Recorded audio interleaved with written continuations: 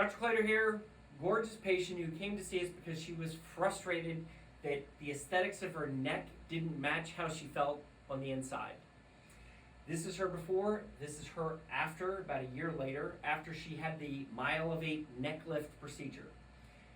Many times patients will come into us and say, when I'm looking on my phone and I look down, I get that tech neck, that really chubby neck, all that extra skin and fat bulging down. And again, you can see in this view, after we've done this procedure, we've been able to bring back her neckline and give her a beautiful jawline. How do we do it? First thing we do is we put in some tumescent fluid, and this patient is wide awake while we're doing this, and this is in our private operating room right here. So here I am liposuctioning, and this liposuction cannula vibrates, so it's very effective at getting out all that fat. Next I go in with a laser, and this is called the Precision TX Smart Laser, and it's smart because it will give you feedback. Once the temperature gets to a certain point, it shuts off so you can't burn the patient. And you can see the light right underneath the skin, so I can tell exactly where I am in placing that heat energy to not only tighten the skin, but also melt away the fat. This is a limited amount of heat energy we deliver. It's not the majority of the skin tightening. That comes with the next part of this. This is a supplemental part of the neck sculpting. Here we are at the MyEllevate portion of the procedure.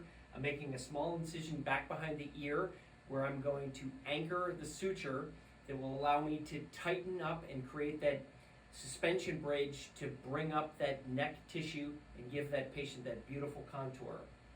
Here I am making a few little pokes into the skin. These are so small, they don't even need to be sutured closed. They'll close up on their own. We call this the hockey stick, and I'm in there opening up these tunnels between these tiny little pokes in the skin so that I can be passing the suture freely underneath the skin. The next part of this is I tunnel up behind the ear around a portion of the fascia called the mastoid fascia. So put your finger behind your ear, that's the mastoid bone. And so I'm tunneling around because I'm going to create a small cuff of tissue under the skin where I go around and capture so I can tug tight and create this beautiful sculpted jawline with a suture that's placed percutaneously. So this suture rod is lighted, so again, I can tell exactly where the tip is, and it has a little suture in the middle of it, so every time I'm passing it under the skin, it's carrying along this suture. So I go in through these tiny little percutaneous holes, and I pull it out, and then I turn around and go right back in through the same hole. So it's threading this suture, which is a 4-0 ethibond, permanent suture, up underneath the skin so that I can grab and contour and tighten the skin. I went back around here around that mastoid fascia, and you can see how I'm able to tug, and I've got a nice purchase on there so that when I tie centrally, it's able to lift up because it's anchored on the mastoid fascia.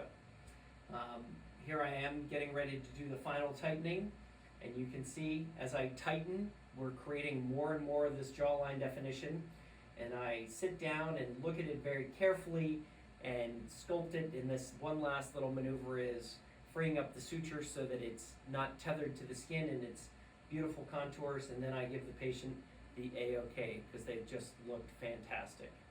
So let's go back to her pictures before, and again, this is what she looked like before, and you can see that I was able to remove the fat with the liposuctioning, I was able to contour it with the laser, and then I was able to inset it with the suture.